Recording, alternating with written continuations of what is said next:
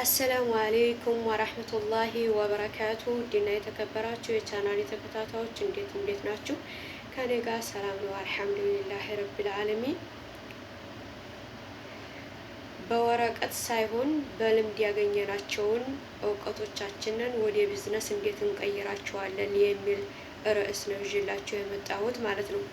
የተማረውም ያልተማረውም ሊሰራቸው የሚችሉ ቀላል የቢዝነስ አይዲያዎችን ነው ይዤ የመጣሁት ዛሬ።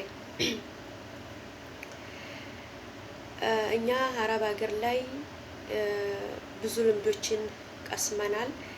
ወረቀት ካስተማረን የበለጠ በህይወታችን ያሳለፍነው ነገር እውቀት ሆኖናል ማለት ነው።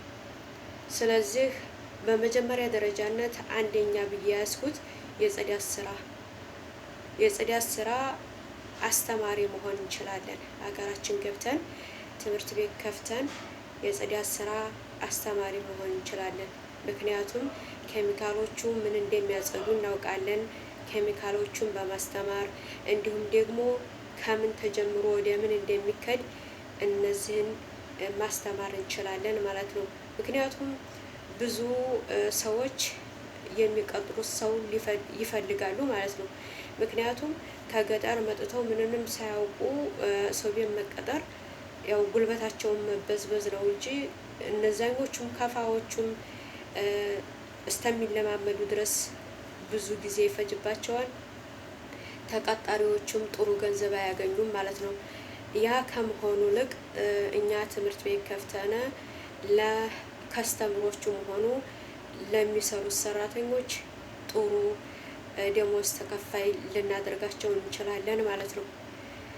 በሁለተኛ ደረጃነት እዚህ ሀገር ምግብ እየሰራን ለአሰሪዎቻችን ስንሰጣቸው የነበሩትን ስራዎች ያኔ ምግቦች አገራችን ሄደን ምግብ ቤት ከፍተን እነዛን ሰርተን ለማህበረሰቡ ብናቀርባቸው ጥሩ ቢዝነስ ይሆናል ማለት ነው።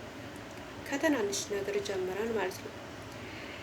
በሶስተኛ ደረጃነት ብዬ ያስኩቱ ህፃናት ማቆያ የህፃናት ማቆያ ወይም ህፃናትን መንከባከብ። አንድ ቤት ትከፍቱና የህፃናት ማቆያ ብትከፍቱ ብዙ መስሪያ ቤት የሚሰሩ ሰዎች አሉ። ቤት ሰራተኛ ቀጥረው ልጆቻቸውን ማስያዝ የማይችሉ ወደ ህፃናት ማቆያ ቦታ ነው የሚወስዱት ማለት ነው። እኛ ህፃናት ማቆያ ከፍተን ልጆቻቸውን ብንንከባከብላቸውና ገንዘብ ብናገኝ ወደ ቢዝነስ ቀየር ነው ማለት ነው። ውድ ቤተሰቦች እንዲሰራላችሁ የሚፈልጉ ካለ በኮመንታችሁ አሳውቁኝ። ሰብስክራይብ ሼር እያደረጋችሁ አበረታቱኝ።